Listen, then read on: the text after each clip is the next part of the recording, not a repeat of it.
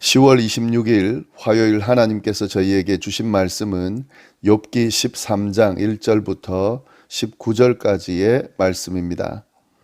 나의 눈이 이것을 다 보았고 나의 귀가 이것을 듣고 깨달았느니라. 너희 아는 것을 나도 아노니 너희만 못하지 않으리라. 참으로 나는 전능자에게 말씀하려 하며 하나님과 변론하려 하노라. 너희는 거짓말을 지어내는 자요 다 쓸모없는 의원이니라. 너희가 참으로 잠잠하면 그것이 너희의 지혜일 것이니라. 너희는 나의 변론을 들으며 내 입술의 변명을 들어보라. 너희가 하나님을 위하여 불의를 말하려느냐? 그를 위하여 속임을 말하려느냐? 너희가 하나님의 낯을 따르려느냐? 그를 위하여 변론하려느냐? 하나님이 너희를 감찰하시면 좋겠느냐? 너희가 사람을 속임같이 그를 속이려느냐?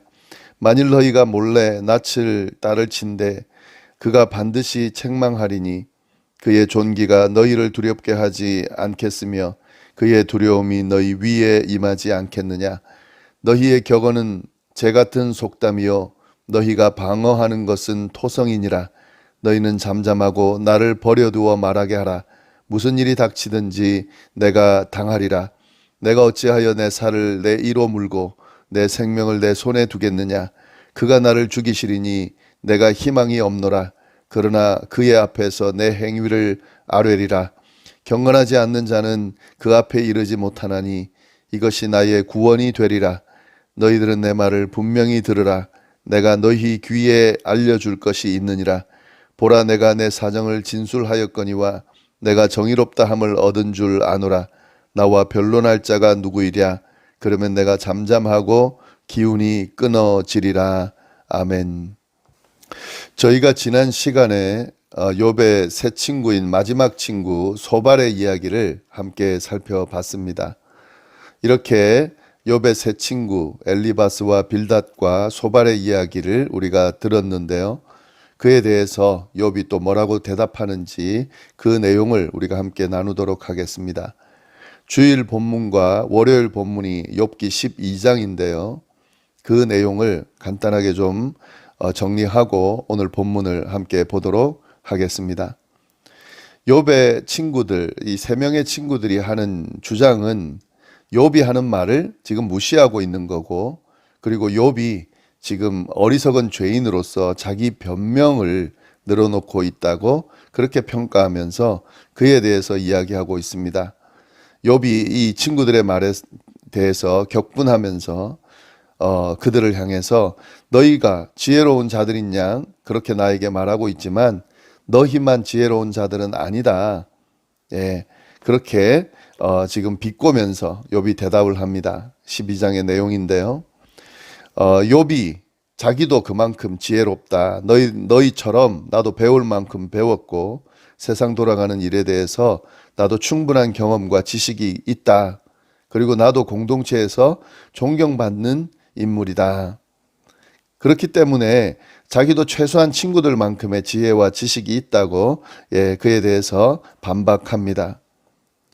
친구들의 주장은 욥에게 있어서 사실 특별한 지혜가 아닙니다. 그리고 조금만 배웠다면 알 수 있는 그런 평범한 지식을 그들이 이야기하고 있다. 욥이 그렇게 반응합니다. 그리고 욥은 이 지혜뿐만 아니라 경건에 있어서도 친구들과 비교했을 때 전혀 부족하지 않았습니다. 욥기 1장 2장에 보면 이것은 하나님도 인정하는 사실인데요. 욥이 경건하다는 것은 하나님도 알고 있는 사실이다 하는 거죠.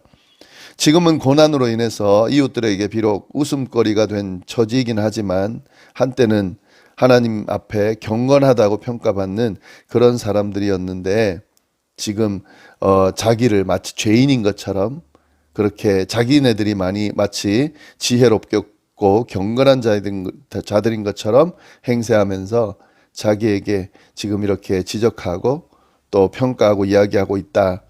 욥이 그렇게 친구들에게 반박하면서 이야기를 합니다. 그러면서 욥은 그의 주장을 계속해서 이어나가고 있는데요. 욥은 하나님의 절대적인 힘과 지혜를 그 친구들처럼 인정을 합니다. 그런데 문제는 이 하나님의 절대적인 힘과 지혜를 세상을 창조하고 보존하는 데만 사용하시는 것이 아니라 하나님의 그 능력을 통해서 세상을 파괴하고 가두고 하는 그런 데도 사용하신다고 이야기를 하는 거죠. 가뭄이 들고 홍수를 보내는 뭐 이런 부정적인 것들도 하나님이 주도하고 계신다라고 그가 주장을 합니다. 하나님의 이런 파괴적인 능력이 세상의 질서를 무너뜨려서 세상을 혼란스럽게 하고 무질서하게 만든다. 그러면서 욥이 하나님을 그렇게 평가하고 있는 거죠. 이런 파괴적인 힘은 공동체뿐만 아니라 자신에게도 작용을 한다는 거죠. 하나님은 악인을 심판하고 의인에게 복을 주셔야 된다. 우리는 이렇게 생각하는데 악인들을 심판하지 않는다는 거죠. 의인들에게도 이런 시련과 또 역경을 주신다는 거죠. 하나님께서 이렇게 이끌어 가신다 하는 거죠. 하나님이 당신의 능력을 제대로 사용하지 못하시기 때문에 이렇게 나라가 전쟁이 일어나게 되고 그리고 재판장들이 악인과 의인을 제대로 구분하지 못하는 이런 일들이 일어나게 된다는 거죠. 그러면서 쭉 그 여러 가지 이 세상의 부조리들을 이야기를 합니다. 이 기존 질서, 하나님의 그 질서 속에 이렇게 잘 움직이는 것이 아니라 세상의 혼돈 속에서 이렇게 혼란 속에서 그렇게 이어지고 있는 것들에 대해서 이것이 하나님의 손에 하나님께서 하신 일이다. 욥은 그렇게 평가를 하면서 지금의 역경, 자신이 겪는 고난을 그렇게 해석을 하고 있다 하는 거죠. 이처럼 모든 것이 하나님의 주권과 통제 하에서 이루어지고 있는 것이기 때문에 단지 이렇게 일어나는 일들을 보면서 자신을 이 고난의 원인을 자신이 죄 지은 것 때문이라고 단정하는 것은 잘못됐다고 욥이 친구들에게 이야기를 합니다. 그러면서 욥은 이제 더 이상 너네 이야기는 내가 들을 필요가 없다 라고 이야기하면서 나는 직접 하나님과 이 문제를 씨름하면서 내가 이 문제의 답을 얻겠다 라고 그렇게 이야기를 합니다. 그것이 이제 오늘 본문인데요. 13장 1절부터 쭉 보시면 나의 눈이 이것을 다 보았고 나의 귀가 이것을 듣고 깨달았느니라. 너희 아는 것을 나도 아노니 너희만 못하지 않으리라. 앞에서 이야기했던 걸 지금 정리를 하는 거죠. 너희만큼 나도 봤고 내가 다 들었고 깨달았다. 너희가 아는 것 나도 충분히 안다. 그래서 이제 3절 참으로 나는 전능자에게 말씀하려 하며 하나님과 변론하려 하노라. 이제 너희와 더 이상 이야기할 필요가 없을 것 같다. 나는 이제 하나님 앞에 직접 물어보고 그 문제에 대한 답을 찾고자 한다. 그러면서 4절 그들에 대한 평가를 또 합니다. 너희는 거짓말을 지어내는 자요 다 쓸모없는 의원이니라. 너희가 참으로 잠잠하면 그것이 너희의 지혜일 것이니라. 친구들의 그 주장은 추상적이고 이론적인 지식일 뿐이라는 거죠. 그들이 하는 그 말들은 다 거짓말이고 이렇게 환자를 제대로 진단하지도 못하고 그렇게 치료도 못하는 그런 미숙한 쓸모없는 그런 의사와 같다라고 비난하면서 이 그들에게 어떻게 자신의 운명을 맡기겠냐는 거죠. 그래서 하나님 앞에 직접 나는 묻겠다. 욥이 이렇게 지금 이야기를 합니다. 그러면서 이제 욥이 자신의 생각을 친구들에게 이제 이야기를 하는데요. 6절 너희는 나의 변론을 들으며 내 입술의 변명을 들어보라 하면서 지금 이제 쭉 그 하나님 앞에 묻는 그 질문을 친구들에게도 들려주고 있습니다. 너희가 하나님을 위하여 불의를 말하려느냐 그를 위하여 속임을 말하려느냐. 욥은 이 친구들의 마음을 정확히 꿰뚫어 보고 있는데요. 지금 이 친구들이 하는 말들을 쭉 보면은 하나님을 위해 변호한다고 지금 이야기하고 있는 거지만 하나님의 입장에서 욥에게 하나님의 이야기를 욥에게 들려준다고 하고 있지만 사실은 가만히 들어보면 그들이 자신의 전통적인 지혜, 자기가 배워왔던 것들에 대해서 계속해서 이야기하고 있다는 것을 알 수가 있습니다. 하나님이 욥에게 왜 이런 일을 행하셨을까? 하나님의 마음을 헤아리려 하기보다는 자기네들이 배운 지식의 딱 기준을 삼아서 그걸 가지고 단정하고 이야기하고 있다 하는 거죠. 그러니까 결국에는 사실은 하나님이란 이야기를 하지만 하나님의 마음을 대변하고 욥에게 그 마음을 전하는 그런 조언은 하지 못하고 있다는 거죠. 욥이 그 사실에 대해서 정확하게 지적하면서 지금 그 친구들에게 그 이야기를 하고 있습니다. 그 내용이 6절부터 11절까지의 내용입니다. 8절부터 보시면은 너희가 하나님의 낯을 따르려느냐, 그를 위하여 변론을 하려느냐, 하나님이 너희를 감찰하시면 좋겠느냐, 너희가 사람을 속임같이 그를 속이려느냐, 만일 너희가 몰래 낯을 따를진대 그가 반드시 책망하시리니 그의 존귀가 너희를 두렵게 하지 않겠으며 그의 두려움이 너희 위에 있지 않겠느냐. 너희가 하나님을 변호하는 것처럼 하지만 그건 속이는 거다. 결국 이것은 나중에 하나님이 판단하실 거다.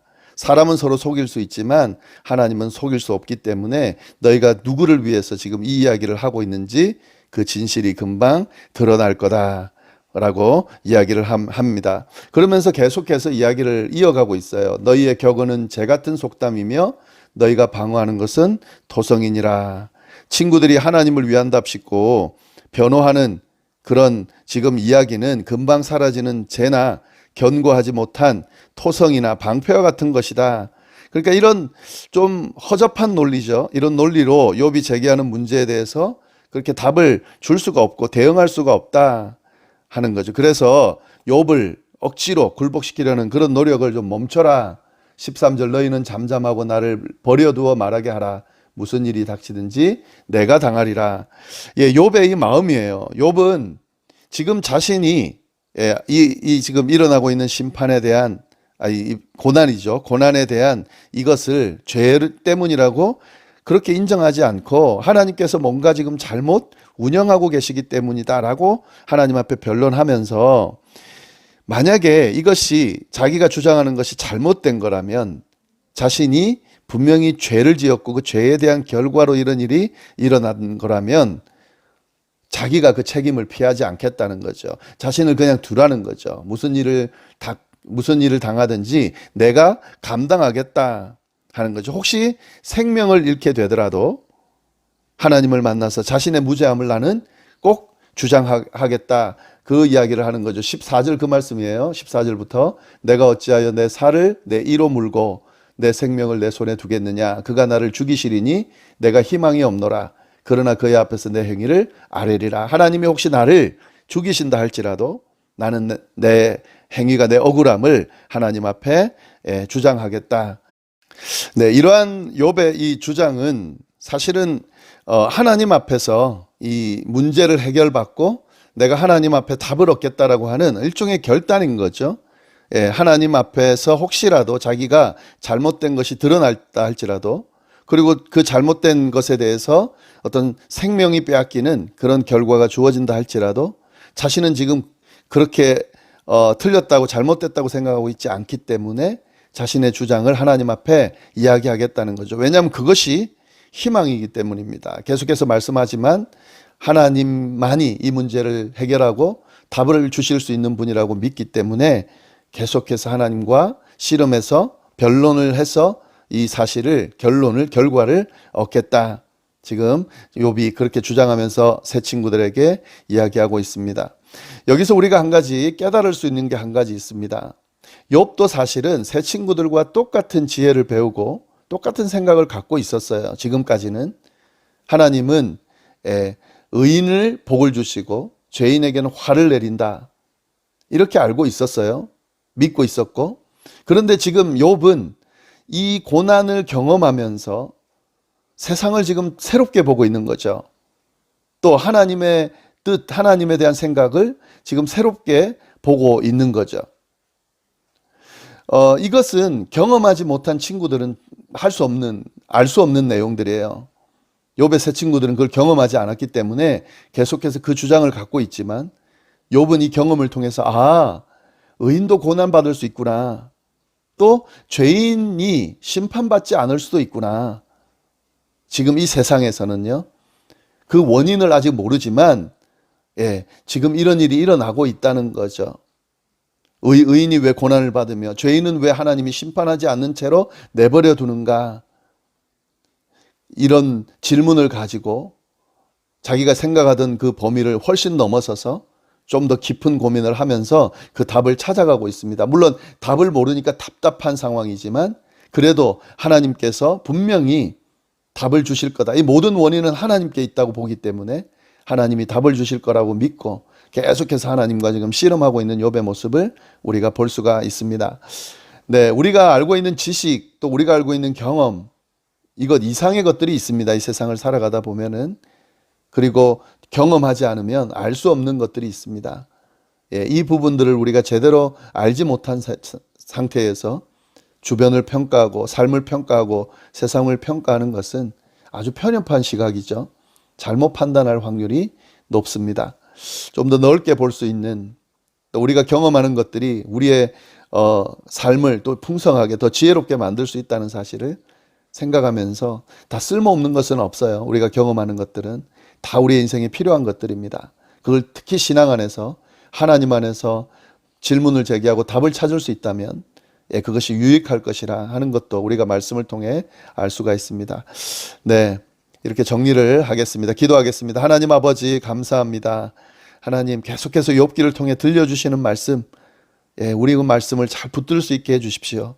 그리고 우리의 삶에 바로 적용할 수 있게 인도해 주옵소서. 오늘 하루도 주님의 은혜 가운데 어디에서 무엇을 하든지 승리하는 하루가 되기를 간절히 바라고 살아계신 예수님의 이름으로 기도드립니다. 아멘.